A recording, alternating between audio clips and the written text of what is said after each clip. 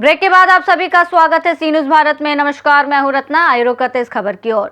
विष्णुगढ़ प्रखंड के गोविंदपुर पंचायत के चितरामो गांव में मजदूर परिवार के लिए दुखद खबर आई। 3 सालों से महाराष्ट्र में काम कर रहे कारू सिंह का अचानक निधन हो गया, जिससे परिवार में मातम का माहौल है। गोविंदपुर पंचायत के चितरामो गांव निवासी कारू सिंह अपने परिवार के भरण पोषण के लिए महाराष्ट्र के कोल्हापुर स्थित जेवीएस पावर लिमिटेड कंपनी में पिछले 3 सालों से कार्यरत थे। बृहस्पतिवार को अचानक परिवार को फोन के माध्यम से सूचना मिली कि कारू सिंह का निधन हो गया है। ये खबर सुनते ही परिवार में मातम छा गया और परिजन रो रो कर बुरा हाल हो गया। घटना की जानकारी मिलने पर जेएलकेएम जिलाध्यक्ष और विष्णुगढ़ उप प्रमुख सरयू साव पीड़ित परिवार से मिलने पहुंचे और उन्हें ढांढस बंधाया। परिजनों ने बताया कि कारू सिंह परिवार की इकलौते कमाने वाले सदस्य थे। उनके निधन के बाद परिवार के सामने जीविका का बड़ा संकट खड़ा हो गया है। परिवार में 2 कुंवारी बेटियां भी हैं, जिनके भविष्य को लेकर परिजन काफी चिंतित हैं। इस संबंध में सरयू साहब ने जेवीएस पावर लिमिटेड कंपनी से बातचीत कर मुआवजे की मांग की और परिवार को हर संभव सहायता दिलाने का आश्वासन दिया। लेकिन ये घटना एक बार फिर बड़ा सवाल खड़ा करती है कि आखिर कब तक झारखंड के मजदूर अपनी रोजी रोटी के लिए दूसरे राज्यों में पलायन करने को मजबूर रहेंगे। खनिज संपदा से समृद्ध झारखंड में रोजगार के पर्याप्त अवसर न होने के कारण स्थानीय मजदूरों को दूसरे राज्यों में जाकर काम करना पड़ रहा है।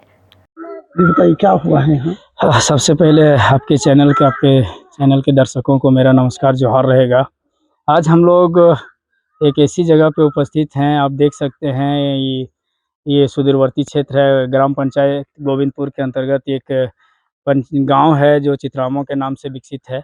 और ये चितरामो गांव में एक प्रवासी मजदूर का दुर्घटना हो गया है काम के दौरान।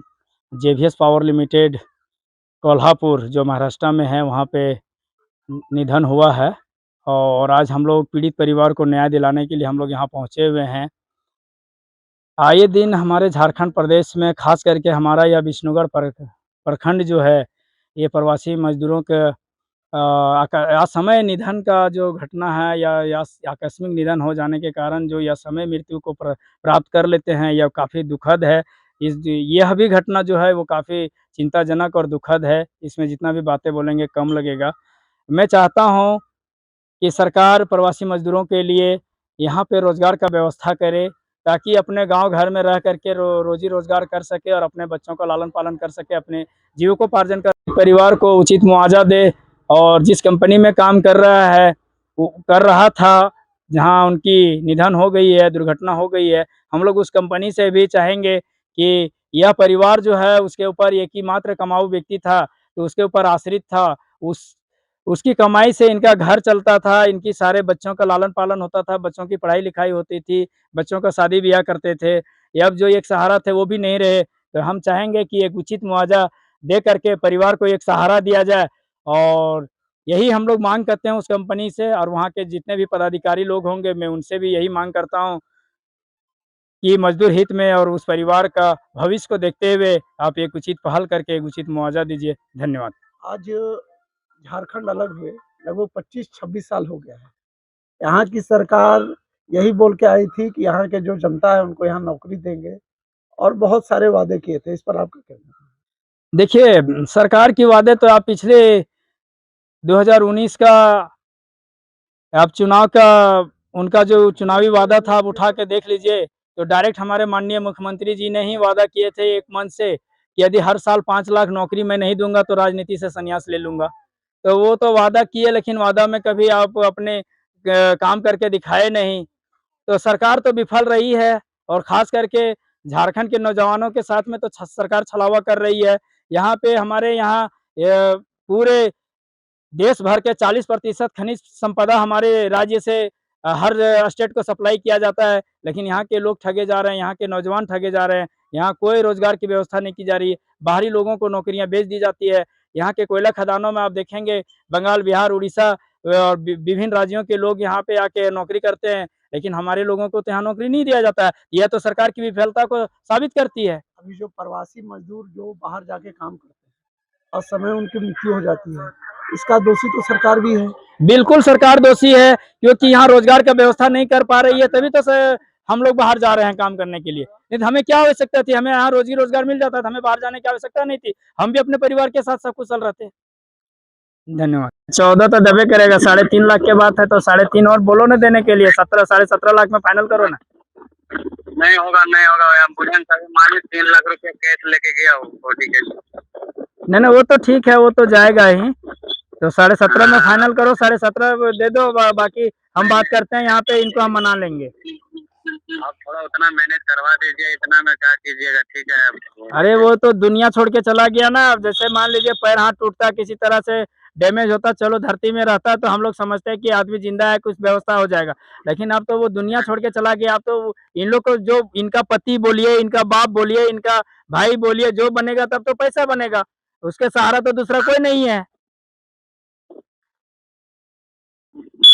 फिर भी एक बार आप बात करके थोड़ा बताइए ना कि क्या अभी अच्छा चंदू, एक चीज सोचो, हम आए हैं 2 घंटा हो गया मेरे को, 2 घंटे 2.5 घंटे से हम लोग बात कर रहे हैं यहाँ पे। सारे गांव के लोग यहाँ पे उलझे हुए हैं, ये लोग हमारे ऊपर ही गाली गलौज करने पे तैयार है। तो मान के चलो, हम तो फिर भी आप लोग का काम कर रहे हैं कि कम से कम जितना जल्दी हो सके बॉडी भी हम लोग को चाहिए, तो इसलिए कम से कम में कराने के लिए प्रयास कर रहे हैं। तो कम से कम 17.5 लाख रुपया में आप डन करो और दे दो, कोई दिक्कत नहीं है। उनको बोलो अकाउंट नंबर भेजते हैं, पैसा डलवा और तुरंत से हम लोग यहाँ सारा प्रक्रिया करवाते हैं। 14 में डन कीजिए, 14 में। सुनो ना, बात नहीं बनेगा 14 में, फिर भी हम एक बार प्रयास करते हैं। आप भी एक बार बोलो कि 17.5 तक वो लोग आया है। सर हम करते हैं, लेकिन आप थोड़ा कोशिश कीजिए कि इतना में हो जाए, हमारा भी बहुत खर्चा है सर। हम नहीं बोल रहे हैं कि खर्चा नहीं है, खर्चा है, हम जान रहे हैं खर्चा है, लेकिन क्या करिएगा, एक उसके नीचे जो बच्चे लोग हैं उनका भविष्य को भी तो देखना है। मान के चलिए अभी अपना जीवन भर के लिए अपने पति को खो दी, 4 बच्चों के पिता का साया उठ गया, वो लोग अब बाप किसको बोलेगा? बाप तो अब पैसा को ही बोलेगा। ये लोग कि जब भी जरूरत पड़ेगा तो 2 रुपया निकाल के लाएगा बैंक से और उसी को अपना बाप समझेगा। ठीक है, हम मान रहे हैं, जो हुआ दुर्भाग्य से हो गया, तब क्या करें, उसका निराकरण कीजिए, क्या कीजिए। तो निराकरण करने के लिए बैठे हैं चंदू, ऐसा नहीं है कि हम आपको जबरदस्ती दबाव डाल रहे हैं कि नहीं आपको इतना देना ही पड़ेगा। ये लोग तो बहुत मांगा था, हमने इनका बात को माना। नहीं नहीं नहीं, आप बहुत मैनेज किए हैं, थोड़ा और करके देखिए क्या। बिल्कुल कर दिए हैं। आप 17.5 में बात करो ना, हम इन लोग से नहीं पूछे हैं, हम इन लोग को मना देंगे 17.5 में। चलिए थोड़ा बात करके देखिए ना। ठीक है, हम बात करते हैं, आप 17.5 में फाइनल करो ना, तुरंत से हम बात करते हैं इधर। आप इतना में फाइनल करिए, अकाउंट नंबर भेजिए, और ये क्या बोलते हैं उसका आधार कार्ड, और उससे वाइफ से थोड़ा सर बात करेंगे। हाँ ठीक है, सब बात करवा देंगे। आप 17.5 में फाइनल करिए और हम तुरंत भेजते हैं। आप थोड़ा एक बार और डिस्कस कर लीजिए ना। हम बिल्कुल डिस्कस कर रहे हैं, हम तब से डिस्कस ही कर रहे हैं। ये फाइनल रिजल्ट है, 17.5 करिए ना, ज्यादा दूर नहीं बचे हुए हैं। 3.5 लाख रुपया आप थोड़ा सा बोलिए देने के लिए, अब क्या करिएगा? एक मजदूर चला गया, उनके कंपनी में इतने सालों से काम कर रहा था। हाँ हाँ हाँ, तुम समझ रहे हैं, क्या करें। जी क्या नाम है आपका? दासू सिंह नाम है। अच्छा, कहाँ घर हुआ आपका? सीताराम मौजा। अच्छा, क्या हुआ है यहाँ? वो जो कारू सिंह जो है सो प्रवासी मजदूर में निधन हो गया। उनका तबीयत वगैरह खराब था? नहीं नहीं नहीं, वो एक्सीडेंट हो गया है। Accident, accident? हाँ, काम करते करते। काम करते करते? अच्छा, वहाँ कंपनी से बात कुछ हुआ? कंपनी वाला बातें नहीं कर रहा है, बात नहीं करना चाहता? नहीं करना चाहता है। बगल का जो आदमी है, जो मिस्त्री है, उसी से बात हो रहा है। हम लोग ग्रामीण जनता जुटे हैं कि वो जो है सो घर परिवार छोड़ के चला गया, तो मुआवजा मिलना चाहिए ना। इसी पर हम लोग सब बैठे हैं। नमस्ते, प्रणाम। मैं संदीप मिश्रा, आप देख रहे हैं सी न्यूज़ भारत। मेरी उपस्थिति विष्णुगढ़ प्रखंड अंतर्गत गोविंदपुर पंचायत के चितरामो गांव में है। विष्णुगढ़ प्रखंड एक बात के लिए भी हमेशा यहाँ के जो प्रवासी मजदूर हैं वो परेशान हैं।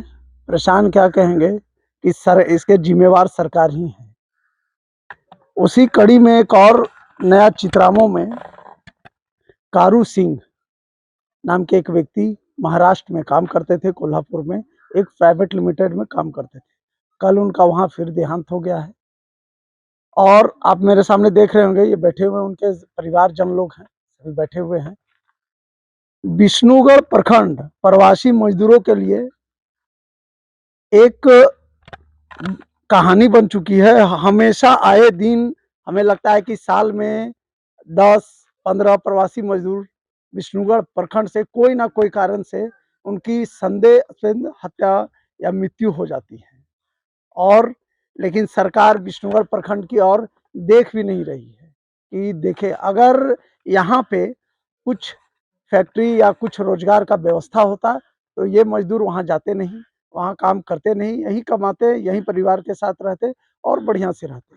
लोग बाहर जाते हैं काम के तलाश में कि कमाएंगे, 2 पैसे लाएंगे, परिवार चलाएंगे, और होता क्या है उसके विपरीत होता है कि जाते हैं, कोई ना कोई कारण से उनकी मृत्यु हो जाती है, उसके बाद वो एम्बुलेंस में घर पहुंचते हैं। ये कहानी विष्णुगढ़ प्रखंड नहीं, पूरे झारखंड की है। तो अभी हम जानेंगे उनके परिवार से, यहाँ कुछ जनप्रतिनिधि आए हुए हैं, उनसे जानेंगे कि आगे क्या क्या हुआ था। क्या नाम है आपका? शंकर शंकर सिंह, शंकर सिंह। क्या, कहाँ घर हुआ आपका? चितरामू। क्या हुआ है? ये टावर लाइन में दुर्घटना हो गया, किनका? पिताजी का। क्या नाम था उनका? कारू सिंह, कहाँ काम करते थे? कोल्हापुर में, महाराष्ट्र। महाराष्ट्र में। हाँ, कब गए थे यहाँ से काम करने के लिए? तो 4 महीने 4 महीने। अच्छा अच्छा। तो कब हुआ उनका देहांत? कल हुआ, कल। तो कितने बजे? तो 10:30 बजे। 10:30 बजे। आप उनके कौन बेटे हैं ना? अच्छा, कितने भाई बहन होते हैं आप लोग? 2 भाई 3 बहन। 2 भाई 3 बहन। 3 बहन।